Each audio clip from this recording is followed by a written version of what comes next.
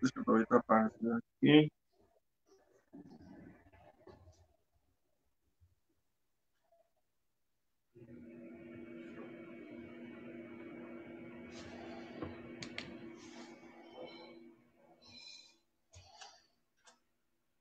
Pessoal, vou dando um feedback com relação ao som, se conseguem nos ouvir com facilidade aí o povo que está nos assistindo.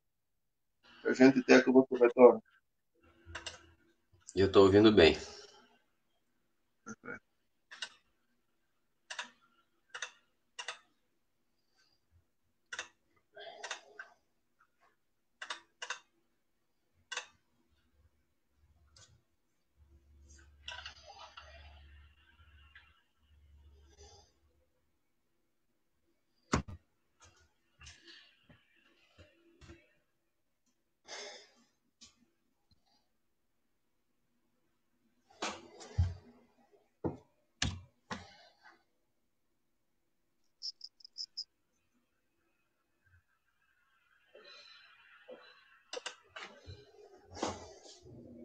Certo, acredito que podemos começar, né?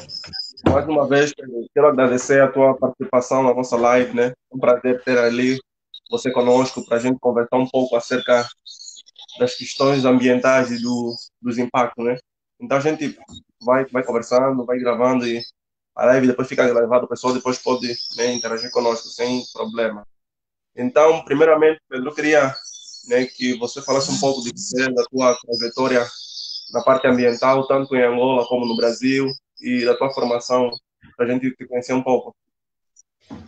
Legal, Moisés. Eu que agradeço aí o convite, uma satisfação participar aqui junto com você, com os outros colegas angolanos e brasileiros, né? Bom, eu sou o Pedro Gomes Bernardino, sou geógrafo de formação, me formei aqui pela Universidade Estadual de Ponta Grossa, onde eu estou hoje, aqui no estado do Paraná. Fiz bacharel em geografia, né? Logo que eu me formei, eu fui trabalhar na área mais técnica, até mais voltada para engenharia, topografia, levantamentos planialtimétricos. E logo após ter me formado, ter iniciado ali como auxiliar de topógrafo, surgiu essa oportunidade de trabalhar em Luanda, lá na operação do aterro sanitário dos Mulembos. E lá fui, fiquei de 2011 até início de 2014, na operação lá com a parte da topografia, né, na parte de engenharia e projetos lá do aterro sanitário dos Mulembos. Então, participei tanto da operação dos patamares que estavam em andamento, quanto na abertura de novos patamares, né. Foi bem interessante a experiência com resíduos sólidos urbanos, né? Ainda mais considerando aí o desafio enorme que é Luanda, né? Com essa relação, ainda tem muito para evoluir. E depois, quando voltei ao Brasil, trabalhei mais um trabalho ainda com resíduos sólidos urbanos aí no Paraguai, Cidade do Leste, outro lugar também com uma questão de complexidade na parte de resíduos sólidos urbanos, né? Então, eu tive uma experiência aí com essa parte mais urbana, digamos assim, né, para depois entrar aí no meio rural, que foi quando eu entrei no então Instituto Ambiental do Paraná, em 2016, setembro de 2016, na gerência do Cadastro Ambiental Rural, né, e lá estamos até hoje com esse desafio da implementação do Sistema de Cadastro Ambiental Rural, o SICAR, né, e no gerenciamento e planejamento das atividades agropecuárias para todo o estado do Paraná. E já, Pedro, né, querendo, entendendo um pouco, como é que você vê esse desafio, essa toda trajetória, né? Como é que é, agora que você está aí servindo o estado do Paraná, qual é a sensação, né, de ver essa trajetória no mundo, na área ambiental, né? Como é que você se sente hoje estando aí servindo o estado, que eu acredito que é uma das posições, né, que todo mundo gostaria de estar para poder ajudar a sua nação. Então, acredito que deve ser uma sensação muito boa estar ali nesse, trabalhando nesse ambiente. Com certeza, apesar de ser um desafio grande, porque a gente está falando no estado do Paraná de 450 a 500 mil imóveis rurais, né, proprietários e possuidores de imóveis rurais. Em termos de Brasil, são mais de 6 milhões, né? Eu acho que é um momento que está se buscando um equilíbrio entre produção e meio ambiente. Acho que não tem como fugir disso, né? Se o peso fica muito para um lado ou muito para o outro, não dá certo, né? E foi o que a gente vivenciou aqui no Brasil durante muito tempo. Então, até a década de 90, a gente tinha muito mais força para o lado da preservação ambiental, né? E depois isso foi se alterando e a força ficou mais para o lado da produção, sem muita preocupação com o meio ambiente, e hoje a gente busca esse equilíbrio, realmente esse equilíbrio, né? É um trabalho bem desafiador, porque envolve diversas partes, né? Mas ao mesmo tempo é muito gratificante, porque a gente nunca antes teve uma organização dessa maneira, como tem o sistema do CAR hoje, né? A gente não tinha essa base já referenciada e nenhum outro país tem, né? Ou tinha, então é um trabalho sem precedentes. Isso é ao mesmo tempo gratificante, mas é desafiador, né? Porque você fazer um trabalho praticamente do zero, né? Começar uma coisa nova traz muitos desafios. Mas a gente se empolga bastante de trabalhar com o CAR, porque realmente é um modelo único, digamos assim, né? Não sei os colegas de Angola até que ponto que eles conhecem a nossa lei de proteção da vegetação nativa, ou Código Florestal, né? Mas teve toda uma tramitação durante 8 anos para se alterar uma lei que era de 1965, que era uma lei muito boa. Então, desde a década de 40 aqui no Brasil, a gente tem leis de proteção ambiental. Já lá atrás já se falava em separar parte da propriedade como reserva, mas mais para fins econômicos, né? Então, uma reserva de floresta para fins econômicos, né? Em resumo, historicamente, o Paraná ele passou por um processo de desmatamento muito grande, né? Desde o século passado. Então, a cobertura florestal do estado diminuiu muito, e aí, em 1990, que começou a se recuperar, né? E hoje, então, a gente chega na tentativa de buscar esse equilíbrio, né? Muita coisa já foi recuperada, mas agora, com esse sistema, é uma forma de você organizar e planejar. Então, Moisés, é bem gratificante trabalhar com isso, apesar de todos os desafios aí que estão envolvidos no trabalho. Perfeito, Pedro, perfeito. E já liberando esse assunto que você levantou, gostaria que você falasse um pouco das relações técnicas, né, e todas as outras que envolvem o meio ambiente e a agricultura. Então, do ponto de vista, como é que essa relação se dá? Qual é o espaço da agricultura, do meio ambiente? Né, falando um pouco, talvez um pouco da história do Brasil, como você apresentou já, mas nos trazendo algum apanhado, alguns conceitos sobre essa relação entre meio ambiente e agricultura. Como é que eles caminham e como é que eles se dão ao longo do tempo? Legal, eu enxergo assim, né, até pela minha formação como geógrafo, né, que a gente estudou bastante essa relação do homem, da atividade antrópica com o meio ambiente, né, não se separa uma coisa da outra, né, não tem como você se separar uma coisa da outra.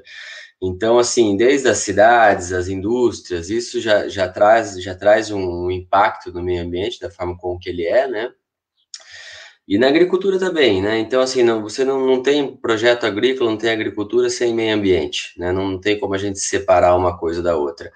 Ontem, vindo de Curitiba aqui para Ponta Grossa, pelo interior, eu passei em 3 propriedades rurais. E conversando ali com os proprietários, os 3 me falaram a mesma coisa: água, né? A gente está vivendo aqui no Paraná a maior crise hídrica dos últimos 50 anos que se tem registro, né? Então, todos estão vendo essa relação direta, principalmente da água e do solo, com a continuidade das suas atividades, né? Então, essa é a principal relação, né? Tem que produzir, a gente, né, precisa, o Paraná é um celeiro, né? Se produz muito aqui, a gente precisa muito dessa produção, mas não adianta a gente pensar só na produção se você não separa, não preservar o mínimo ali para poder garantir a sustentabilidade, né? O que se fala muito hoje em termos de sustentabilidade, que eu resumiria como a possibilidade de você continuar fazendo as suas atividades para sempre, não esgotar aquilo, né? Então, foi muito claro, assim, que esses 3 proprietários que eu vi, desde pequenos até médios e grandes, onde eu passei ontem, falando, né, falando da água, principalmente da água, né, cuidando da água e enxergando cada vez mais a relação do uso dos recursos naturais com a continuidade das suas atividades, né. A gente percebeu que teve muita saída, né, na geografia também estudamos bastante isso, a saída, o êxodo rural, né, e hoje a gente tem percebido um movimento até contrário, as pessoas querem sair da cidade, querem ir para o campo, né, e para isso precisa ter essas condições mínimas de meio ambiente, né, então, já colocando um pezinho no nosso trabalho, né, Moisés, o CAR veio para isso, veio para organizar essa gestão, para você poder ter um banco de dados bem elaborado, que com base nisso você consegue fazer o planejamento de uso econômico, ambiental e de sustentabilidade ao longo prazo, né? Então, eu não consigo separar a atividade de agricultura com o meio ambiente, né? Então são todos fatores que andam juntos. Certo. Muito interessante a tua abordagem, Pedro, porque, né, é um paradigma que existe que fazer agricultura, você precisa deixar do lado do meio ambiente. Mas é legal, né, olhar que é uma coisa só, né? Tá tudo junto e misturado. Porque a própria agricultura, ela está dentro do ambiente em si, né? O solo, a água, as pessoas, né? Nós somos parte desse ambiente. Tanto o homem que faz isso acontecer, todas as relações envolvidas. Então, acho que esse é um ponto que nós, né, sempre temos que bater e difundir nas pessoas que não existe uma luta, né, como se fala, né, aqui com essa questão da pandemia se ficou no paradigma a economia ou a saúde, né? Então, se você tentar ver um pouco essa relação pandemia, saúde e economia, então ainda para ver meio ambiente ou agricultura, porque são temas que sempre vão ter um certo choque, né? Mas eu acho que com muito trabalho, com equilíbrio, dá para trabalhar com as duas, porque você não precisa pegar uma para largar a outra, né? Então, com certeza, não, eu entendo que existe talvez um contexto de alguns países ou de alguns atores políticos que vão puxar mais do lado. Por isso que existe a democracia, talvez aí para entrar, para poder equilibrar a coisa, né? Porque sempre as pessoas vão ter mais afeto à agricultura, ao meio ambiente. Mas o que a doutrina, né, é essa, é que não tem como avançar, né, como você colocou, avançar com a agricultura, deixando o meio ambiente, porque é uma coisa só, né? É que nem um corpo, né? Se tiver uma dor de cabeça, o pé também vai sofrer de um jeito ou outro, ou a mão, né? Então eu acho que olhar isso como um corpo, como você apresenta, acho que é muito interessante para novas gerações, para poder disseminar essa essa questão, né, da agricultura e o meio ambiente. Perfeito. E outra coisa, Pedro, que a gente gostaria de saber, entrando um pouco nos impactos, né, pela tua experiência, quais são os impactos dos projetos agrícolas no meio ambiente, né, com relação ao uso da água, do solo, e também, será que há alguma melhoria que pode advir de um projeto agrícola para melhorar alguma situação de ambiente? Então, a gente quer entender mais ou menos os impactos, tanto os positivos como os negativos, né, da atividade agrícola dentro do meio ambiente. Legal, Moisés. Para falar de impactos negativos, né? Por mais o que a gente trabalha ali mais no dia a dia, para depois chegar nos impactos positivos, né? A gente tem já de cara o desmatamento, né? Que é uma coisa assim que já aconteceu, digamos assim. Então, esse primeiro impacto já foi, né? O desmate ocorreu, hoje a gente sabe que tem um remanescente de vegetação nativa que não pode diminuir. Se isso diminuir, a gente fica sem estoque, né? E depois para recuperar isso é muito difícil. E eu acho que todos os impactos negativos vêm a partir do desmatamento, né? Hoje o impacto negativo número 1 que a gente tem é a erosão, né? A erosão do solo. E isso tudo vem em função aí do desmatamento, né? Então, o escoamento das águas, isso vem, e isso é muito difícil de recuperar, né? Então, por que a gente pensa em ter essa lei de proteção da vegetação nativa? Que é a partir, né, dela que todos os outros impactos, tanto positivos quanto negativos, acontecem, né? Então a gente tem que controlar o desmatamento, não tem escape, a gente tem que controlar o desmatamento, tem que exigir das propriedades que tenham lá as suas áreas de preservação permanente, em torno das nascentes, em torno dos rios, nas áreas de declividade, nas áreas de uso restrito. Isso para garantir aí que o impacto positivo venha, né? E a partir desses impactos negativos, então a gente entende o que precisa ter para que possa haver sustentabilidade. Nesse sentido, a gente parte aí para os projetos de são de áreas degradadas, né? Que daí a gente já está pensando nos impactos positivos.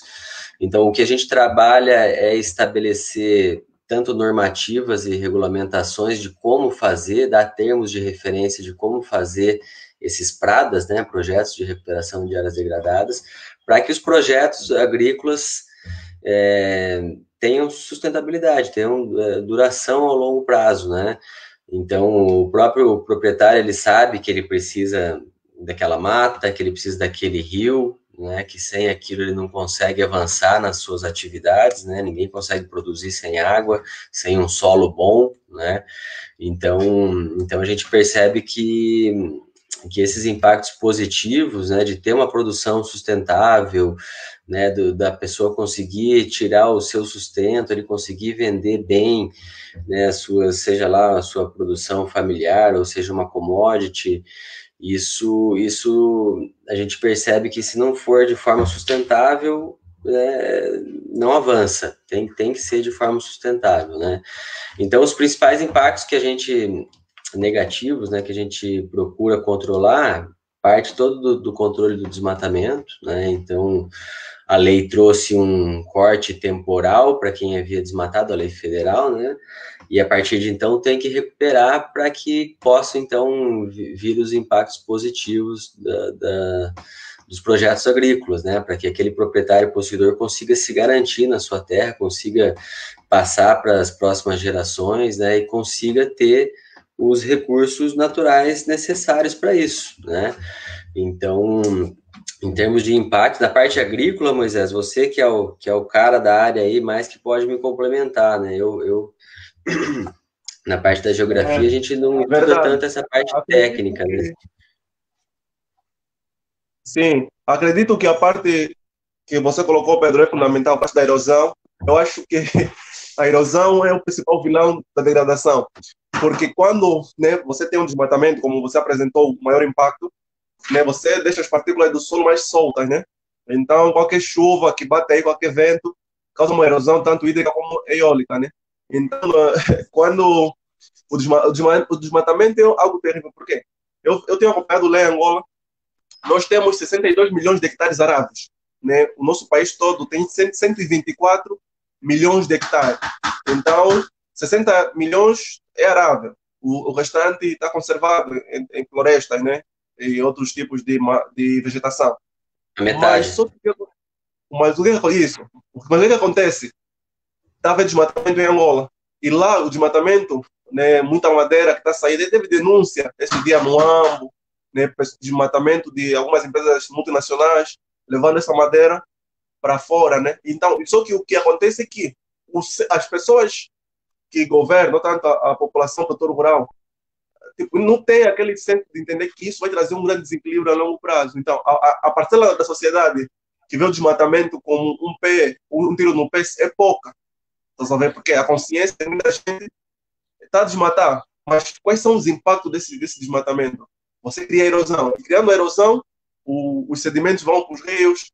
E daí, se for uma propriedade rural que usa, por exemplo, adubo químico, leva nitrogênio no rio, mata os peixes por causa do excesso de nitrogênio na água, pode levar fósforo, daí também cresce alga no rio, torna a água inviável e pode trazer aquela doença que chamam bebê blue, né, que é uma doença que as pessoas ficam azul quando não têm acesso à água contaminada. Então eu vejo, tipo assim, tudo começa travando a erosão, como vocês colocou aqui, é fundamental para você diminuir os impactos negativos, porque esse solo, quando escorre para o molho de água e estiver contaminado, já era, né? Mas isso aqui passa por uma conscientização. E eu também gostaria que você falasse um pouco, você que trabalhou lá nos Mulevos, na questão de resíduos sólidos, né, principalmente. Então, como é que essa questão, né, falando um pouco sobre essa questão, como é que você vê essa questão da, da conservação dos aterros sanitários, falando como é que isso pode ajudar de alguma forma, abrindo um parênteses aqui para falar um pouco assim, dessa tua experiência, para nós aproveitar um pouco, falando aqui dos impactos ao meio ambiente, né, como é que a questão do lixo, essas outras questões podem ser trabalhadas em Angola, né, porque mesmo se você trabalhar bem na questão dos resíduos sólidos, você ajuda a agricultura de um jeito ou outro, porque a agricultura cria resíduos, né? Vai criar resíduos de alguma forma ou outra, sejam eles orgânicos, esses ou não recicláveis. Então, falando um pouco desses impactos, fala um pouco dos resíduos, né? Como é que podem ser tratados, como é que funciona, e tipo, tanto os que vêm da agricultura ou aqueles que a agricultura pode produzir. Legal, o que a gente vê na questão dos resíduos, né, o que está mais à mostra é na área urbana, né? Na área rural, assim como você bem falou, tem denúncia, tem desmate, mas muita gente não vê, né? Porque é onde está a menor concentração de pessoas, né? E na cidade não, na cidade está bem claro, né, o que a gente vê. Bom, e em Angola, ainda eu enxergo que ainda está no começo, né? Na época que eu saí, ainda não tinha muita reciclagem, por exemplo. Então a gente aterrava muito material que não precisava ser aterrado, né? Que poderia estar sendo triado, sendo picotado e sendo vendido, que é o que eu vejo que está acontecendo, está começando a acontecer nos últimos 2 anos. Posso estar um pouco desatualizado, mas eu até quando eu estava aí, eu via que isso não existia ainda, né? Então, imagine, é a mesma coisa nas áreas rurais, né? Aqui no Brasil a gente já passou por isso, né?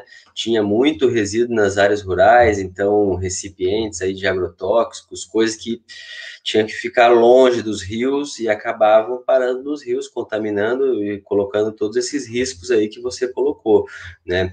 Hoje em dia, por força de lei, a gente não vê muito isso, a gente sabe que mudou, né? Foi rápido para o proprietário, às vezes, entender na pele mesmo que aquilo vai impactar ele, vai impactar a família dele, né? Mas tem que ter uma força de lei por trás, né? Tanto aí na parte rural, que eu acho que é urgente em Angola, né? A gente já conversou sobre isso, né, Moisés? Isso é uma questão urgentíssima. Se a gente tem 60% de Angola ainda preservado, tem que aprender com os outros países que já tiveram experiências negativas. O nosso caso aqui, né, principalmente aqui no sul, né, toda a região foi muito desmatada e os problemas de erosão, de falta de água vieram, né, vieram. Então, Angola tem um baita de um potencial agrícola, assim, e isso pode ser organizado, tá no momento de ser organizado, né. Com a parte dos resíduos sólidos urbanos, considerando também os resíduos aí das áreas rurais, é isso, né? Eu vejo que enquanto você não encontrar uma saída econômica para isso, que seja viável, né? Seja mais viável você trabalhar o resíduo do que você aterrar o resíduo, né? E isso é que eu percebo que tem começado a acontecer, né? Precisa ter locais propícios, precisa ter, não indústria de certa forma, mas algumas máquinas, né, para poder processar esses materiais e não aterrar, não é o caso de aterrar, né? E o que a gente vê que a gente vê no campo e reflete na cidade e vice-versa, né? Então, se você quer ter uma cidade limpa, com saúde, né? O entorno da cidade, a área rural da cidade tem que estar bem organizada, né? Não pode ter resíduo lá, não pode ter os rios que vão abastecer as cidades, não podem estar poluídos, né? Vamos pegar o exemplo de Nova York, por exemplo, né? Uma baita de uma cidade em que toda a região, a zona de amortecimento, digamos assim, da cidade, todas as propriedades rurais, os proprietários recebem recursos, recebem dinheiro para preservar as nascentes, para preservar os rios, porque o pessoal da cidade sabe que se não tiver isso, eles não vão ter água de qualidade, né? Eles não vão ter ar de qualidade. Então, de novo, né, voltando a não separar, né, o meio ambiente da produção e o urbano do rural, né? Então, eu sempre gosto de ver esse exemplo de Nova York, que também passou bastante perrengue e hoje consegue, com essa ação aí de ir para o seu entorno da cidade, ir para a área rural da cidade e conseguir fazer com que atinge essa sustentabilidade, né? Então você sabe, uma vez no começo, lógico, é muito mais difícil, né? Tanta questão do lixo, a gente vê que em Luanda, apesar de o Mulenvos, na época que eu estava, receber lá uma carga muito grande de lixo, né? E ainda tem muito lixo na cidade, né? Tem muito lixo na cidade. Então, isso tem que ser organizado, isso tem que ser organizado, isso tem que ser normatizado, né? Tem que ter lei dura para isso. Aqui no Brasil, a lei aí que estabelece que tem que encerrar os lixões não vingou ainda, está tudo atrasado, né? A gente ainda tem Ponta Grossa aqui mesmo, que é uma cidade de 400 mil habitantes, né? A lixeira foi encerrada não tem 2 anos, né? É uma cidade de 400 mil habitantes. Curitiba, São Paulo, a gente já tem aterros sanitários bem construídos, mas a gente tem várias capitais do Brasil, várias cidades grandes com um problema sério de lixo ainda, com lixeira, né, com lixão, ao invés de ter aterro sanitário propriamente construído, né? Então não dá para separar, né, Moisés? Uma coisa está junto com a outra, o meio urbano com o meio rural está junto, e isso tudo tem que atingir um equilíbrio. Certo. Perfeito, Pedro. Até é interessante a tua abordagem, porque os danos causados no meio rural, eles caminham até na cidade, né? Então, você não tem como você explicou muito bem, né? Não tem como ver uma coisa isolada da outra. Porque se houver contaminação, degradação ambiental no meio rural, isso de algum jeito, ou pela alimentação em si já contaminada, chega até a cidade. Então, o campo e a cidade, eles crescem juntos, né? Tem que ter um equilíbrio de crescimento. E eu gostei bastante da abordagem que você trouxe sobre esse ponto, sempre mostrar que as coisas não estão separadas, né? Que é uma coisa que caminha com a outra, né? E com certeza, né, em Angola nós temos ainda que trabalhamos nessa questão, porque até aqui eu vi que já tem algum programa aqui que eles dizem a economia circular, né? Tipo, ou seja, os produtos já saem da fábrica e depois tem um sistema de recolha, né? Então, ou seja, tem muitos resíduos que vão e depois já tem um sistema econômico que viabiliza isso para depois voltar para a propriedade. E eu vi que tem aqui alguns programas que a pessoa recebe, acho que um incentivo por devolver algum material, está um incentivo. Então, o pessoal também tem trabalhado com isso aqui mesmo no IAP, né? O pessoal de resíduos sólidos, esse departamento. Então, acredito que é um caminho muito bom, né? A gente tanto olhar os impactos causados pelos resíduos sólidos, que podem advir da produção agrícola, esses impactos, né, de erosão, desmatamento, porque, Pedro, essa questão ambiental, né, como você falou muito bem, é essencial, porque se você degrada o meio ambiente só para recuperar, dizem um centímetro de solo leva 30 anos. Ou seja, se você colocar erosão e para recuperar um centímetro de solo, 30 anos de muito trabalho. Então, você imagina se você perde toda a camada, sei lá, todo o horizonte A de um solo. Né? Então, você vê que o custo para recuperar isso é muito grande. Então, nós temos que vender essa população, olha, conserve, protege, porque fazendo isso, você está ajudando o meio ambiente. Mas só que tem uma pergunta aqui, Pedro, que alguém fez para a gente, que ele traz um paradoxo que acontece em Angola.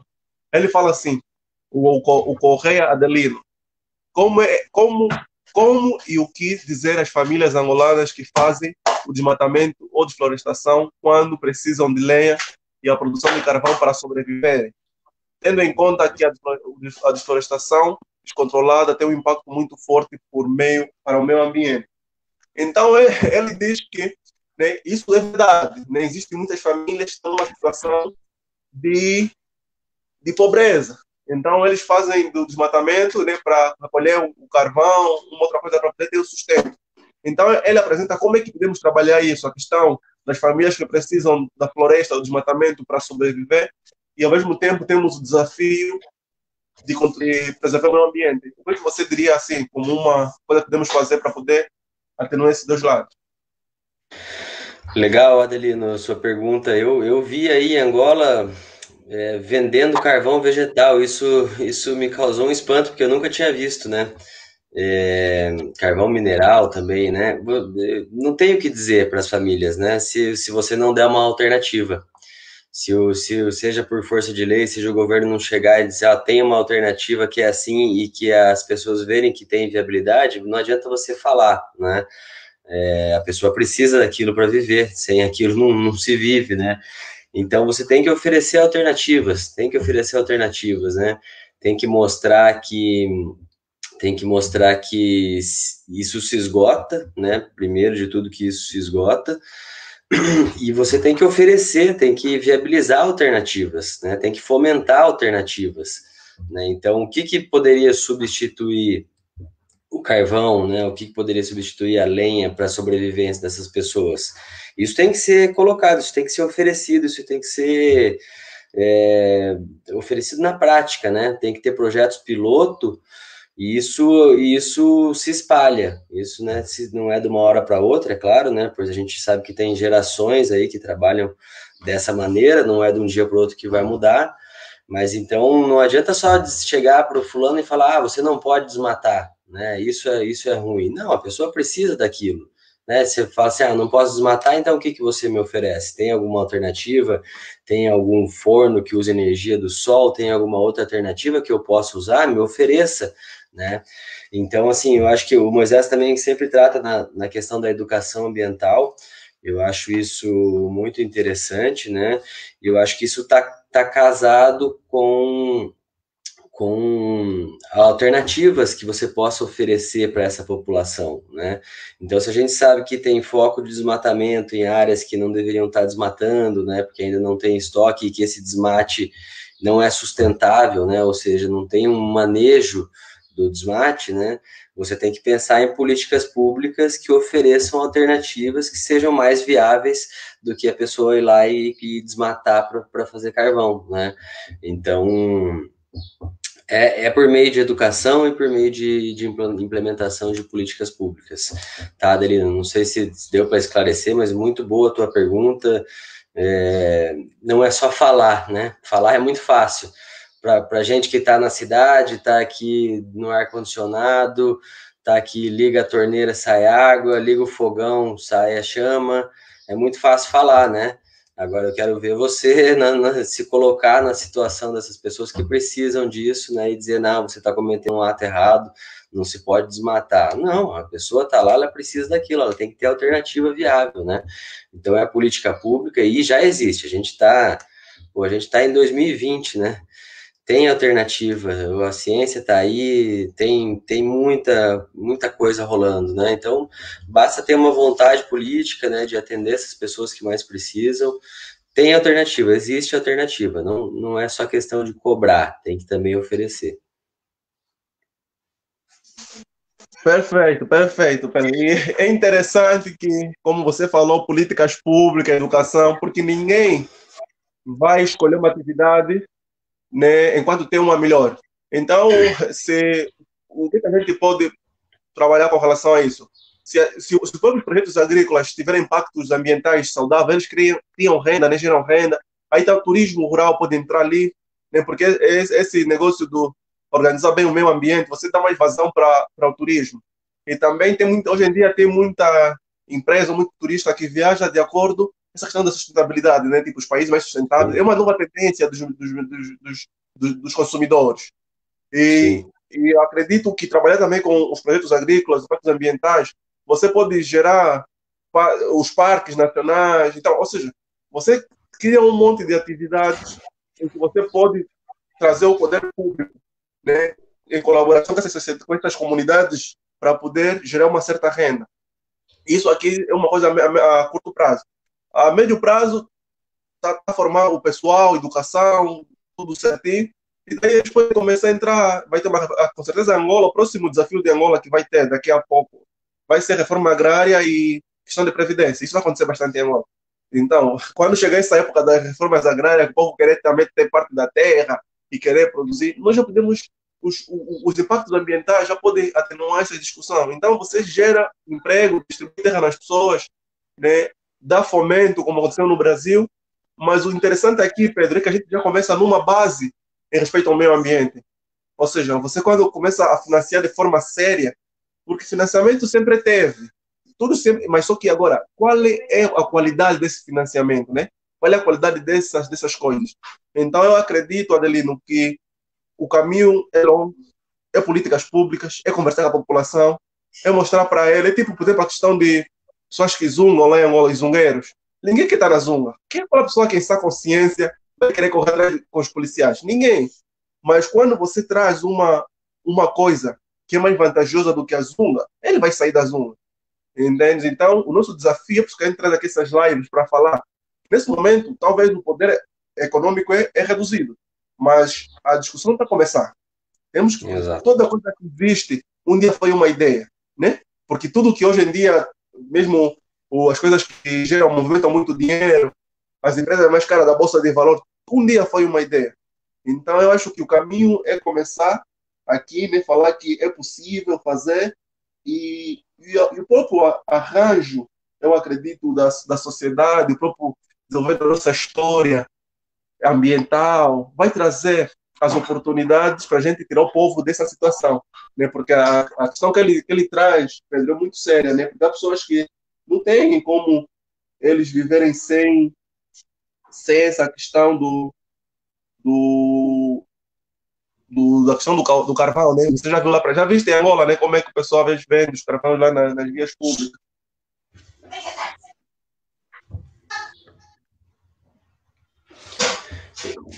O Adelino complementou ali a pergunta dele, mas sumiu aqui para mim e... Deixa eu colocar aqui. Vou colocar só um minutinho. Eu até consegui ler, viu, Adelino? E o que acontece? Ainda Angola, ainda como o Moisés bem citou no começo, ainda tem área para desmatar. Aqui a gente não consegue falar muito disso porque não tem mais área para desmatar, né? E não precisa desmatar mais para produzir, né? Então, assim, é uma diferença na linha do tempo, digamos assim, né? Então, até gostaria de dar dois exemplos bem simples, né? Vamos partir da pergunta aí, da complementação aí do Adelino, né? E com o que Moisés falou, que sempre teve financiamento, mas será que esse financiamento é utilizado de forma otimizada, né? Ou é um desperdício, né? Então, educar a população, com certeza, né? Políticas públicas de educação são essas vias mesmo, demoram, é médio a longo prazo, né? Igual o Moisés bem citou, né? E fazer o financiamento saudável, isso mesmo, né? Ter novas formas de negócio. Então, é muito difícil para o produtor rural, né? Para aquele que produz alimentos, né? Às vezes o cara paga para trabalhar, ele produz, ele vai vender lá na rua, ele às vezes, muitas vezes aqui, isso eu falo em Angola e aqui também, né? Varia muito o preço dos produtos agrícolas, né? A oferta e demanda. Então, muitas vezes a pessoa sai no prejuízo. Ela teve um trabalho absurdo na terra, né? Desde de plantar até colher, e depois o preço final que ela vende lá acaba não sendo viável, né? Ele acaba tendo que pagar para trabalhar, mesmo muitas vezes aqui no Brasil também, propriedades pequenas pegando financiamento. Então, às vezes, o proprietário pega um financiamento e, no final das contas, ele continua pagando o financiamento e não conseguiu aumentar a sua capacidade de lucro, né, e de expandir seu negócio. Então, é muito difícil para o produtor rural mesmo. Aqui, só fazendo o último gancho com a questão resíduos e meio ambiente, e agricultura, e urbana, e rural, eu vou citar um programa que tem aqui, tem em Curitiba, mas tem aqui também em Ponta Grossa, que é chamado Feira Verde. Então, a pessoa vai lá, leva o material reciclável, que muitas vezes estaria indo para os rios, estaria indo para o aterro sanitário, estaria indo para o solo. Ela junta aquele material, leva na Feira Verde e troca por produtos, né? Então é bom para o meio ambiente, porque não está recebendo esses resíduos, a pessoa não vai mais jogar, né? Não vai mais descartar aquele resíduo, né? O proprietário rural não vai também jogar fora o que produziu, que muitas vezes acontece, isso é um absurdo, né? Você vê produções aí sendo descartadas porque o preço está baixo, porque tem muita oferta, o preço está lá embaixo, e descarta-se isso é um absurdo, né? Então o proprietário recebe, por isso é uma troca, né? Uma troca é um ganha-ganha, todos ganham, né? Então aquele material recebido, ele vai ser triado, vai ser processado, vai ser vendido, quem recebeu ganhou, o meio ambiente já ganhou porque não foi descartado aquele lixo no rio, no solo, né? O proprietário rural também ganhou, porque conseguiu vender, dar vazão à sua produção, que muitas vezes ele poderia ter que se desfazer, né? E a pessoa também ganha, porque ela não gastou R$ 1, ela trocou o lixo por alimento, né? Então, são iniciativas muitas vezes simples, só que tem que estar organizadas, né? E tem que ser postas em prática, né? Agora, a questão do que o Adelino coloca do desmatamento, isso daí eu vejo que precisa ser uma política pública mais ampla. É o sonho, né, Moisés? Fazer uma lei de proteção de vegetação nativa em Angola, né? Se virar uma política pública, a gente tem muito do modelo aqui do Brasil que pode ser assim seguido, né? Que é um modelo assim sem precedentes, tem um sistema georreferenciado. É claro que a gente sabe que é um sistema georreferenciado e que muitas vezes lá no campo mesmo é um pouquinho diferente, né? Mas você já consegue ter um planejamento, né?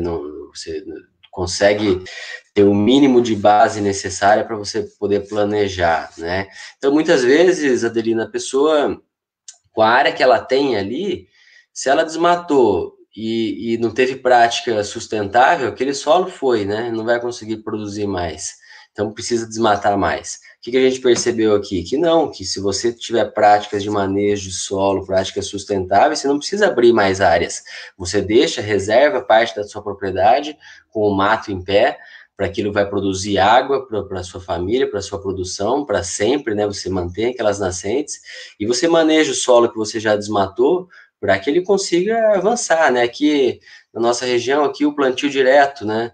É um exemplo forte aí que veio para mostrar que o solo pode ser preservado, né? Então, entre outras diversas práticas aí, até que o Moisés pode colocar com mais autoridade do que eu. E Angola está no começo, né? Angola pode receber, pode pegar tanto os exemplos negativos quanto os positivos dos outros países, né? Tanto em África quanto nos outros continentes, e pode se organizar e pode destravar esse enorme potencial que tem Angola. E por último, o turismo, né, Moisés? O turismo rural, ontem eu vim de bicicleta, de Ponta Grossa até aqui, pelo interior, né? Passando por propriedades rurais, né? Passando por propriedades rurais, você vê que já tem bares, lanchonetes para atender o ciclista, né? Você tem ponto de apoio. Aqui mesmo, numa localidade rural, aqui em Ponta Grossa, a gente almoçou na casa de uma propriedade rural. Serviu lá o almoço para a gente. Então, o turismo, assim, é um braço muito forte. Tanto é que ele veio agora para a nossa secretaria, né? Aqui no Brasil, no mundo inteiro está em alta, né? Em Angola eu vejo que ainda precisa, tem um potencial enorme de turismo não explorado, porque ainda é difícil para a pessoa entrar no país fazer turismo, né? Comparado, por exemplo, com uma África do Sul, até uma Namíbia. Então, assim, isso tem que ser abraçado pelo proprietário rural, né? Porque o turismo, ele dá trabalho, é claro, mas você não compara com a produção de um projeto agrícola, né? E você pode ter ambas as coisas na propriedade rural. Você pode ter a sua produção, só que o proprietário não precisaria depender só disso, né? Ele teria uma outra fonte de entrada de renda, que é o turismo, que está ali para atender as pessoas que estão cada vez buscando mais isso, mas também isso precisa de uma coisa, deve partir mais de cima, de uma política pública e incentivos para isso, né? Mas é um braço muito forte aí para o meio rural que eu tenho percebido aqui que pode acontecer em Angola também. Certo, certo. Muito bom, Pedro, muito bom. E Adelino, obrigado pela interação, né? As tuas perguntas foram muito interessantes. É que, como o Pedro falou muito bem, Angola tem tudo para começar bem, né? Porque o nosso balanço ambiental ainda é muito positivo. Não precisamos destruir para depois construir. Temos como começar bem. Olha, Angola tem regiões de Angola que teve aí a expedição do cubano, né? Eles descobriram peixes que no mundo não existem. Existem lugares de Angola que ainda estão intactos. Então, na verdade, o que nós já temos de área, antes de você pensar em abrir mais área, como o Pedro disse, temos que ter isso a produzir a 100. Tem que ser eficiente. E também nós agora vamos ter mais tecnologias, né? Vamos crescer verticalmente, como o chão aqui no Brasil. Então, na verdade, uma boa distribuição e localização dos pontos que podem produzir é essencial, né? onde é que estão as áreas que têm que ser produzidas, onde é que estão as áreas que devem ser conservadas, como, quanto, isso tudo bem no papel. Porque às vezes você tem pessoas que querem abrir áreas num local que não precisava, ele pode mudar, fazer um deslocamento para uma área que já está aberta, ele fazer um manejo ali e continuar. Então, eu acredito que essa distribuição de terras, esse controle sobre o que tem que abrir, o que não pode abrir, é muito interessante nesse momento.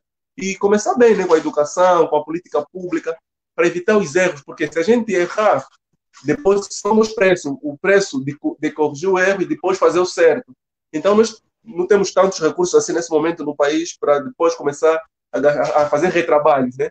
Então, temos que acertar ou acertar, né? E os erros que vão acontecer lá na frente, pelo menos estamos na direção certa. Uma coisa é você errar no caminho, dentro do caminho, uma coisa é você errar totalmente fora da direção, do sentido, que é algo que a gente não pretende ter mais em Angola no momento, né? Então, eu vejo que o turismo rural, a questão das políticas públicas, a educação, é fundamental para pensar o país a longo prazo. Porque, infelizmente, há pessoas que, do jeito que a Angola se apresenta, não vão viver uma Angola a 100%. Mas com nossos filhos, nossos netos podem. Então, a gente não pode pensar só em nós. Temos que pensar, projetar o país para as futuras gerações. Porque, infelizmente, nem todo mundo vai conseguir ter uma Angola 100%, eu acho, democrática, a nota 100 agora. Tem que trabalhar, né? É o trabalho. Então, mas o fato de não estar a trabalhar, então nós estamos a viver a Angola dos nossos sonhos, trabalhando para que isso aconteça. Então, para alguns, a realização do seu sonho é o trabalho que vai gerar o sonho de outras pessoas. Então, acho que é o que nós temos que colocar em Angola. E pensando nisso, Pedro, já assim, falando um pouco, a gente já tocou também nessa parte de políticas públicas. Quais são algumas ideias ou soluções, né, que você traria, assim, com a tua experiência em Angola? Você morou em Angola há 3 anos, 4, estiveste ali, Luanda, outra experiência que passeou. Tipo, o que dá para se fazer em Angola, né, para ajudar nessa relação entre meio ambiente e agricultura de primeira, né? Já se falou aqui um bocadinho, mas pode falar mais um pouco, tendo em conta a cultura do próprio povo que você conheceu, conviveu, provaste do bom fungo lá de Angola, né? Então você tem mais ou menos uma realidade do país. Então, assim, olhando não só restringindo na questão ambiental, mas umas soluções que possam contribuir para o desenvolvimento em si, né? E também olhando pela questão da agricultura e do meio ambiente. Legal, eu acho que a gente já falou, né? Mas vamos reforçar, né? A primeira coisa é a educação, né? Esse é o que demora mais, que é o mais longo prazo, que tem que começar mais de imediato, né? Depois, ações de curtíssimo prazo, né? Então, você proporcionar para quem está lá no campo uma vida melhor, né, Moisés? A gente sabe que é duro, né? Igual você deu o exemplo aí da Zunga, né? É muito duro, mas não tem outra alternativa. Então você tem que ir para aquilo, né? Mas você proporcionar, vamos falar de vida saudável na cidade e no campo, né? É isso, esse exemplo, assim, você mostrar para a pessoa que ela não precisa jogar aquele lixo, não precisa descartar aquele lixo, né? E ao mesmo tempo você linkar ali com a atividade rural, fazer ter saída daquele produtor que muitas vezes, né, se mata ali de trabalhar e não consegue vender o seu produto, né? Mas acho que isso tudo tem que estar no papel, como você bem disse, né? Tem que ter projetos de lei bem estabelecidos, né? De acordo com a realidade do país, não podemos também se basear em outros países, porque a Angola tem suas particularidades, então tem que ser pé no chão, né? Tem que ter projetos de lei pensados para Angola, que eu acho que essa é a principal coisa. Também é médio para longo prazo, né? Igual você falou, tudo começa com uma ideia, né? Mas eu acho que precisa ser estabelecido essas políticas públicas para proporcionar, tanto para quem está no campo como quem está na cidade, uma qualidade de vida melhor, né? Uma melhor qualidade de vida. Uma coisa reflete na outra, né? Então, tem muitos exemplos aí mundo afora que poderiam ser usados como referência, né? E eu indicaria isso. Eu acho que está na hora, está no começo, igual você bem colocou, está na hora de planejar, né? Angola ainda é isso mesmo, né, Moisés? Não precisa ter um retrabalho que vai ser muito mais caro, muito mais trabalhoso, né? Sendo que você pode sentar agora e planejar com calma e evitar muitos erros que a gente, por exemplo, aqui no Brasil já passou, né? Então está na hora de pôr no papel projetos de lei, de pautar isso junto à administração pública, isso tem que entrar na pauta, né? E hoje em dia tem muita gente boa em Angola trabalhando com isso, né? Tem muita gente que viajou, que teve experiências fora.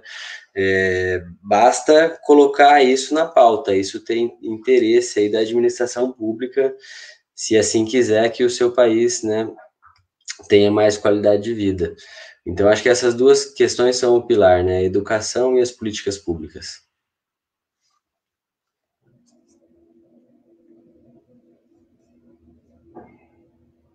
Você está sem som, Moisés, está sem som. Opa, consegue me ouvir, Pedro? Consigo agora. Você vai compartilhar a tua tela ou quer que eu compartilhe aqui? Isso, eu posso deixar aqui partilhada ou queres partilhar? Tanto faz. Porque Deixa que daí eu eu posso parar partilhe aqui, aqui. que daí eu já vou tocando aqui na. Eu tô com ela Tá pronta bem, aqui também. certo. Tá, Pessoal, então agora a gente vai apresentar para vocês o SICAR, né, que é o sistema, né, o brasileiro que faz esse monitoramento ambiental, né, um sistema muito bom. E interessante desse sistema é que ele movimenta de certo ponto a economia, porque daí tem programadores que têm que ser contratados, tem muitos técnicos, isso gera emprego, né? Então, imagina quantos nós estamos aqui a trabalhar por causa do SICAR, né? O SICAR nos gerou oportunidade de trabalho. Então, quantos jovens brasileiros tiveram oportunidade de estar a trabalhar por detrás do sistema, né? Então, imagina, o Brasil tem mais de 26 estados, Distrito Federal, a juventude. Então, acho que, assim, esses sistemas de monitoramento ambiental são interessantes porque a jovem que gosta de tecnologia, ele pode trabalhar ali no sistema, acompanhando o agricultor. Então, é uma oportunidade para a juventude em si, porque a juventude gosta desses sistemas. Então, eu vejo que Angola, optando por sistemas de monitoramento ambiental que envolve tecnologia, meio ambiente, você já traz já uma educação, né? Porque você mostra para o jovem angolano que a agricultura, que o meio ambiente também é tecnológico, é algo que funciona. Então, acho que isso será uma revolução na mente da população ver o campo na palma da mão.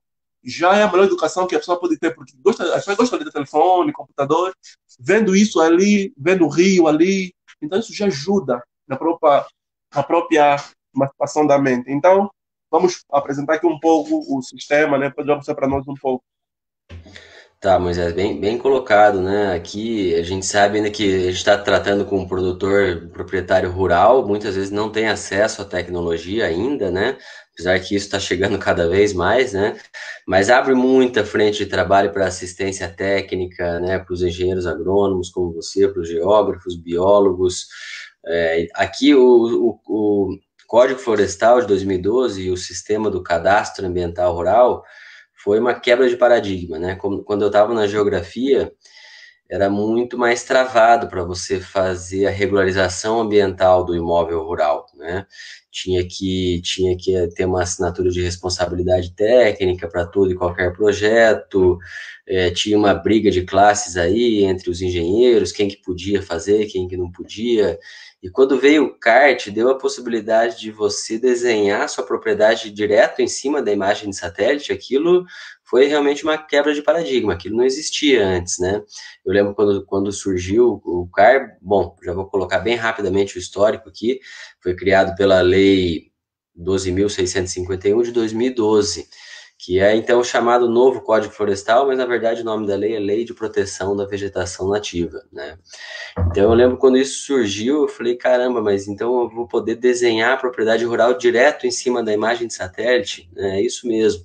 Não precisava de um sistema de informação geográfica específico para fazer aquilo, para elaborar um mapa, né? Não, todo o sistema te forneceu isso, né?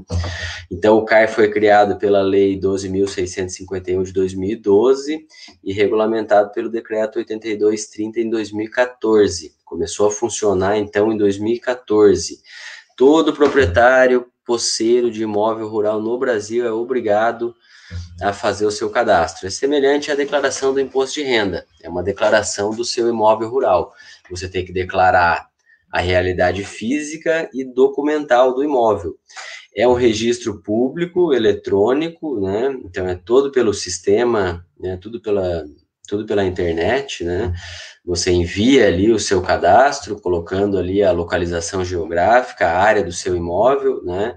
O uso do solo e com intenção, com o objetivo maior de atingir a regularidade ambiental. Ou seja, o proprietário sabe exatamente qual área que ele pode desmatar ou não, né? Qual área que ele pode produzir, qual área que ele tem que preservar, aonde estão seus rios, suas nascentes, suas áreas de declividade, né?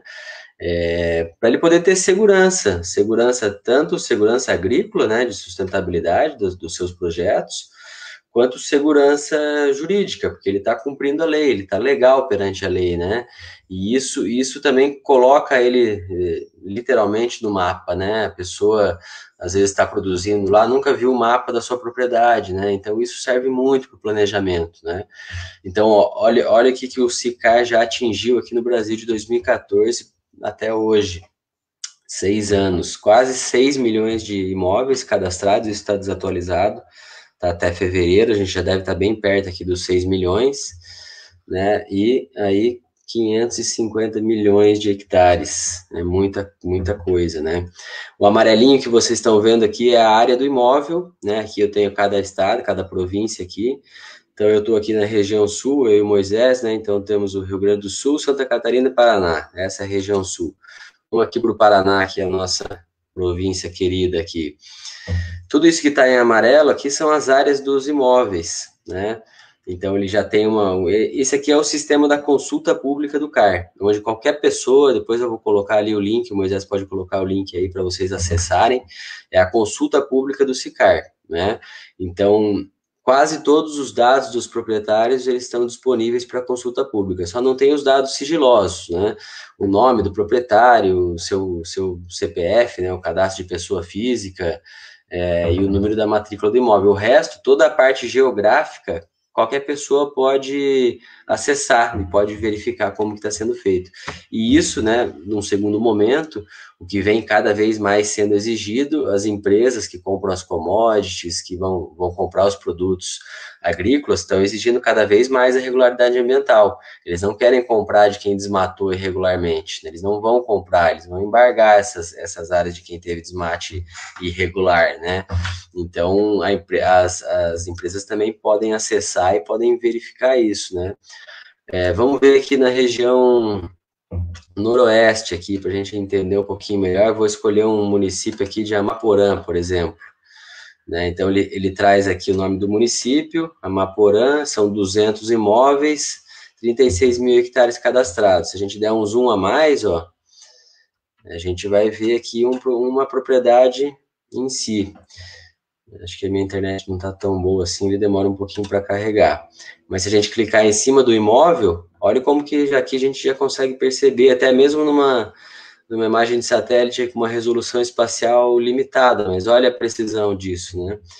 Então, cada cadastro gera um número alfanumérico aqui, né, bem longo, ele tem um status, né, então esse cadastro está ativo, ele está valendo, é um imóvel rural no município de Amaporã, de 1.700 hectares, né?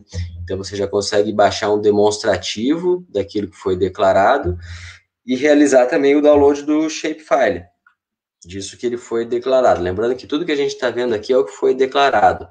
O nosso trabalho, meu e do Moisés, lá no Instituto Água e Terra, é validar essas informações, é ver se essas informações estão declaradas de forma correta. Ó, aqui acho que eu estou no zoom máximo, né? Então a gente já pode ver. Ó, aqui tem um rio, tem mato aqui na beira do rio, o resto aqui é tudo produção. Ó, outro remanescente de vegetação nativa. É o sistema de informação geográfica. Aqui do lado direito, a gente consegue ligar e desligar as camadas. Então, vamos para a cobertura do solo, só para dar um exemplo aqui, porque como são muitos imóveis, ele demora um pouquinho para carregar. Vou ligar aqui a camada, por exemplo, remanescente de vegetação nativa. Ele vai carregar, ó, tá vendo o mato que a gente viu ali? Isso foi o que o proprietário vetorizou. Ó, para todos os imóveis a gente consegue ver aquela camada que foi vetorizada, declarada como remanescente de vegetação nativa, reserva legal, área de preservação permanente, áreas restritas, áreas protegidas, né? Então, é um cadastro sem precedentes, né? 6 milhões de cadastros a gente só tem cadastro tão grande assim, cadastro físico, né? O CPF, imposto de renda que está linkado a isso, mas você não tem nenhum cadastro que tenha georreferenciamento tão grande assim no Brasil e acredito que no mundo também, né? Porque os outros países grandes, assim, da mesma dimensão do Brasil, não tem isso, não tem uma lei de proteção da vegetação nativa igual a gente tem, com a obrigatoriedade de se fazer esse cadastro, né?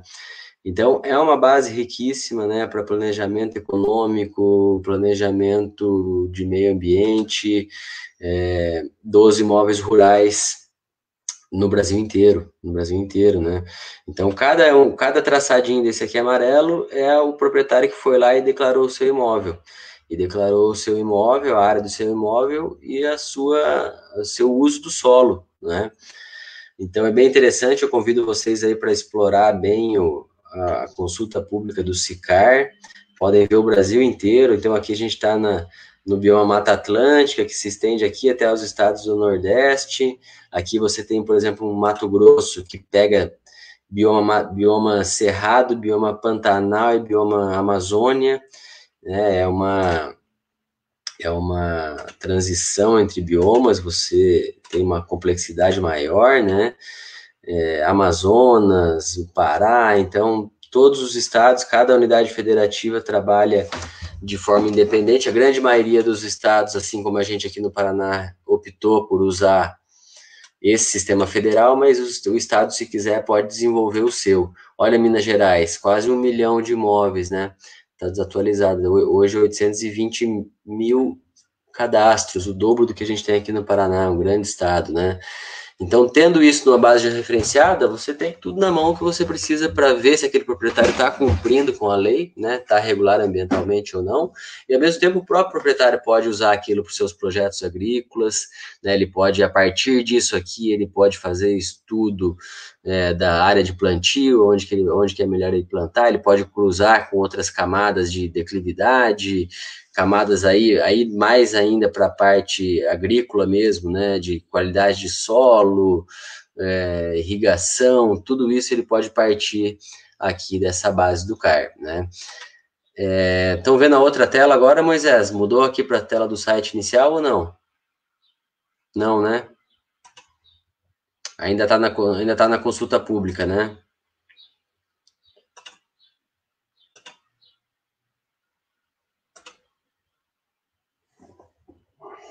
Certo.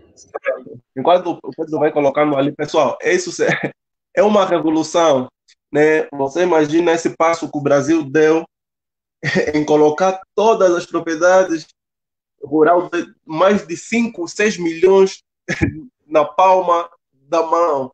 Ou seja, você pode acessar qualquer propriedade rural brasileira, ver o que ele tem de rio, o que tem de mata nativa, mata colocada artificialmente. Ou seja, eu vejo o SICAR, né, como é o melhor sistema de monitoramento ambiental do mundo, né, com essa grandeza. Então, imagina a gente em Angola poder também seguir este caminho em que todas as nossas propriedades estejam mapeadas, o produtor consegue, a gente consegue acompanhar a proteção da água, do solo. É uma revolução. Isso abre mercado para a questão de mercados, principalmente os Exato. europeus, né, que pedem algo certificado. Isso dá oportunidades de negócio para exportação. Né? Nós temos aí o pessoal da Avicop, né, que é uma cooperativa de produção de frango que tem nos acompanhado. E a produção de frango é algo que a carne de frango é a carne que mais vai crescer no mundo, porque não tem restrição religiosa, né? Então todo mundo come frango. E imagina, né, esse sistema à disposição do pessoal que produz frango. Né? É uma mais-valia, porque aumenta a própria certificação do produto no mercado internacional, né? Eu já quero agradecer ao pessoal que tem nos acompanhado, o Adelino, o senhor Luiz da Avicop, né? Estão sempre dando uma força, né? Para dizer que esses produtores rurais eles estão interessados nisso. Então eu vejo que é uma oportunidade que nós temos para colocar essas coisas a rodar. E alguém pode perguntar, mas isso custa caro? O, o custa caro, isso é relativo, porque os impactos dessa tecnologia para uma sociedade é sem igual. Né? Eu vejo o SICAR como um sistema muito, muito forte. Agora vamos continuar aqui, né? Pedro vai falar mais um pouco sobre algumas funcionalidades do sistema. Legal, Moisés, muito bem colocado, né? E o que você falou, né? O que antes era uma ideia, O que hoje é algo concreto surgiu como uma ideia, né? Então a gente está aqui há 6 anos, né? Está há 6 anos e não terminou ainda tem bons anos pela frente, né? Mas você já começa a ver os resultados, né? Já começa a ver na prática ali os resultados. Bom, esse é o site, é o portal do Cadastro Ambiental Rural Federal, né? Que todos os estados, se o estado tem um sistema próprio, ele tem que obrigatoriamente integrar com os dados aqui do CAR Federal, né? Também convido vocês a explorar www.car.gov.br, né? É um site bem intuitivo, simples de mexer, né? Ele explica aqui o que é o CAR, né? Eu já falei um pouquinho, é o Cadastro Ambiental Rural, um registro eletrônico, né? É aqui tanto o acesso do proprietário possuidor quanto o nosso acesso como autarquia ambiental, que vai verificar se ele está cumprindo com as exigências da lei ou não, né? Então todos acessam aqui por esse portal. Então, aqui ele explica, né, foi criado pela Lei 12.651, igual eu já falei, a inscrição no CAR é o primeiro passo para a obtenção da regularidade ambiental do imóvel. Então, isso é só o começo, né, é só o início. Primeiro você montar essa base, para depois você partir para o planejamento e a execução em si, né. E, então, é um cadastro que contempla todos os dados do proprietário responsável pelo imóvel rural, os dados da documentação, apesar dele não ser um comprovante de propriedade ou posse, né? O CAR é para regularização ambiental e não fundiária, né? Não é o CAR que vai dizer quem que é o dono da terra, mas ele tem que estar inserido ali no cadastro os documentos do imóvel, né? E as informações já referenciadas, desde o perímetro do imóvel, quanto todas as áreas de uso do solo e de preservação, né? A gente tem aqui uma consulta em tempo real, em que qualquer um pode inserir o número do CAR, né? Então, igual o Moisés falou, né? A cadeia do frango, por exemplo, né? Então, você tem lá uma empresa grande que quer comprar de um proprietário rural, ele consegue inserir o número do cara aqui e ver se ele está na situação ativo, se ele está pendente, suspenso ou cancelado, né? Se aquele imóvel está suspenso, opa, então já liga um alerta. Será que vale a pena comprar desse produtor para depois você, né, ter que responder? A instituição financeira vê isso aqui, né? Então, desde 2019, 1º de janeiro de 2019, passou a ser obrigatório apresentar o CAR para você conseguir contratar o crédito. Sem o CAR, aqui no Brasil, ninguém contrata crédito, né? Então, minimamente, ele tem que ter feito a sua declaração, tem que estar com o teu CAR ativo aqui, senão você não contrata R$ 1 de crédito, né? Então, essa tendência é que isso passe a ser cada vez mais cobrado, porque a instituição financeira, ela não quer se expor de liberar um financiamento para uma propriedade que teve um desmate irregular, ou teve uma área embargada, né? E depois ter que pagar a multa junto, né? Então é uma segurança que é para ambas as partes, né? Então aqui são as situações do CAR, né? Aqui nessa aba atendimento é interessante que você tira todas as suas dúvidas, então desde o que é o CAR, o que é o sistema do CAR, prazo, como fazer a inscrição, né? Tudo por um aplicativo que você baixa, instala no computador, lança as informações, gera um arquivo e manda para o sistema e ele te dá um recibo de inscrição no CAR, né? Que é o documento que comprova, o recibo de inscrição no CAR é o documento que comprova que você, proprietário, fez a sua declaração. Está aqui, minha declaração está aqui, órgão ambiental confira aí se está tudo certo, se eu preciso alterar alguma coisa, né? Que esse é o primeiro passo para a regularização ambiental. Então, desde a parte do acompanhamento, a regularização ambiental do imóvel, e aí os mercados que surgem além da produção agrícola, né? A possibilidade de você receber dinheiro por estar mantendo a sua vegetação nativa, né? Então, isso é uma coisa que leva um tempo ainda, mas é um caminho sem volta, né? Vai chegar um momento que vai ser tão viável quanto produzir, vai ser viável você manter uma área de vegetação nativa que você pode vender para o vizinho, por exemplo, que não tem aquela área, né, e não quer recuperar ali, quer compensar em outro imóvel. Então, o produtor rural ele vai poder ganhar tanto com a sua produção quanto com a sua área de preservação, né? Ele vai receber incentivo, ele vai receber um pagamento por um serviço ambiental que ele está prestando, né? Ele está gerando água, né? Ele está gerando qualidade de vida, tanto para o meio rural quanto para o meio urbano, então ele deve receber por isso, né? São as famosas cotas de reserva ambiental, vão ser negociadas em bolsa, né? Bolsa de valores, né? Então, abre ainda mais novos mercados, né? Tanto para as empresas quanto para os proprietários, né? Benefícios, para a gente ir encerrando já, né? São vários benefícios que o proprietário tem, né? De se inscrever no CAR, então possibilita o planejamento ambiental e econômico do uso e ocupação do imóvel rural, é o primeiro passo para a regularidade ambiental, ele tem acesso a várias autorizações e licenças, então para ele ter uma autorização, uma licença ambiental, ele precisa ter o CAR, né? Ele pode converter multas, pode obter crédito agrícola, né? Tem isenção de impostos, em alguns casos, ó, para os principais insumos e equipamentos. Olha o que ele tem, ó. Ele tem isenção de imposto em fio de arame, poste de madeira tratada, bombas d'água, trado de perfuração do solo, né? Dentre vários outros aí utilizados no processo para recuperar e fazer a manutenção das suas áreas de preservação, né? Então, são vários benefícios, e isso que fez com que quase 6 milhões de proprietários declarassem as suas propriedades, né? Não só por força de lei, mas também pensando nos benefícios, né? E é novamente um ganha-ganha, um ganho para o meio ambiente, é um ganho para a produção, né? E por fim, aqui no menu principal, lá é a consulta pública, que a gente já estava vendo aquele mapa do Sistema de Informação Geográfica do Brasil inteiro, tá? Ele demora um pouquinho mais para carregar, o meu, não sei se é a minha conexão, o meu computador que está um pouquinho ruim aqui, mas basicamente esse é o site do CAR. Moisés, vou parar de compartilhar aqui e fico à disposição aí para as perguntas finais. Perfeito, Pedro. Nossa, é emocionante, né? Eu fico pensando, nossa, os caras, quando pensaram em criar o CAR, nossa, eles tiveram uma imaginação perfeita, né?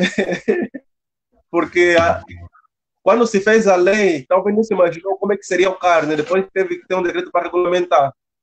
E parabéns, né, a todo o pessoal, vocês que estão envolvidos assim desde sempre, já com a questão do CAR, já trabalham com isso há 4, 5 anos. O Ministério da Agricultura do Brasil, o Meio Ambiente, nossa, foi uma sacada de gênio, né? Porque o CAR parece assim falar, a gente vê bonito, mas nossa, é um trabalho, né, para colocar isso a rodar, satélite, imagem, são mais de 5 mil municípios que o Brasil tem, né? Então, a base dos municípios do Brasil, fazer o porque ali entrou, como eu falo com o pessoal de Angola, aí eu falei esse dia com um amigo meu, ele é engenheiro ambiental, né? E eu disse para ele, precisamos mapear o país. Porque quando você tem o mapeamento do solo, da água, de tudo bem delimitado, você consegue fazer as coisas avançarem. Então, a quantidade de informações que tem esses mapas do SICAR é fenomenal, né? Então, assim, é algo que, com certeza, gera, movimenta a economia. Quantas pessoas a gente atende prestando serviço para os produtores rurais? Quantas pessoas tiram renda no SICAR? É um monte, né? Então, eu sou o SICAR, né?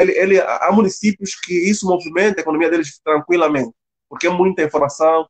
E daí tem um PRA, né, Pedro, que depois vai entrar também outra parte que vai ter engenheiros envolvidos, projetos agrícolas. Então, ele faz uma distribuição de renda, né? Faz com que as pessoas possam ter acesso a certos recursos para a sua necessidade. Então, pessoal, esse é o sistema SICAR, né? Eu queria trazer aqui o Pedro para apresentar para nós, para ver que as coisas difíceis as pessoas estão a fazer.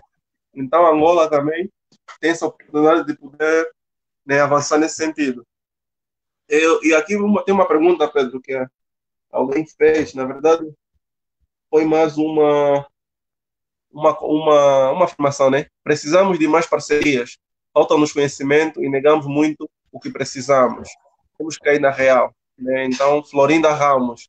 Então, ela traz que nós precisamos de mais parcerias e temos que cair na real, né?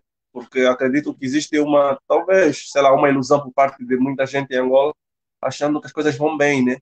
Mas a verdade é que nós precisamos trabalhar, né, e fazer parcerias como ela aqui coloca. Sobre isso, Pedro, quer falar alguma coisa também? Isso já tem a ver com a nossa última pergunta. Como é que você vê que a experiência do Brasil, essa parceria que a Florinda fala aqui, né, como é que você vê essa questão do Brasil, Angola, SICAR, e como é que isso pode funcionar? você morou em Angola, sabes como é a cultura do povo, né? Então, fazendo uma análise de alguém que esteve em Angola, que já conviveu lá em Angola, né, com essa relação das parcerias entre as instituições. Acho bem boa a colocação da Florinda. Todos precisamos, né, Florinda? Não só vocês. A gente aqui também precisa, né? O Moisés deu um exemplo interessante do CAR. O CAR já tinha uma iniciativa no Mato Grosso. O Mato Grosso já tinha um cadastro, né? Então, foi desenhado também em cima de uma parceria, né? Todos precisamos de parceria, né? Sempre a gente precisa ter mais conhecimento, não dá para negar. Quem nega isso é hipócrita, né? Ninguém faz nada sozinho. Eu acho que as parcerias são fundamentais e, e ninguém faz nada sozinho, né? E eu acho que Angola precisa buscar essas parcerias, mas precisa buscar as parcerias certas, né? Não só aquele parceiro que só vai com um olhar para si próprio, mas que vá com um olhar para o país, né? Para pensar em pegar um exemplo positivo, né? E pensar no bem-estar de um país que está começando o seu planejamento, né? Angola ainda tem tudo por fazer, né? Tem muita coisa por fazer. Então, acho que são fundamentais as parcerias, mas as parcerias certas. Não aquelas parcerias que querem ir no país, né, ganhar o seu e ir embora. Não, isso não, acho que isso não tem que servir para Angola. Né? Acho que tem que ser buscadas aquelas parcerias que pensam primeiro, né, em Angola. Acho que é isso que o Moisés sempre coloca, né? Eu acho que essa experiência que você vive aqui no Brasil, Moisés, eu acho que você tem vontade de devolver para o seu país, e isso eu acho muito interessante. Eu me coloco à sua disposição, à disposição dos colegas aí que estão participando, empresas, para a gente poder estabelecer uma parceria, fico à disposição para contribuir no que eu puder, né? E eu acho que esse é o caminho mesmo, né?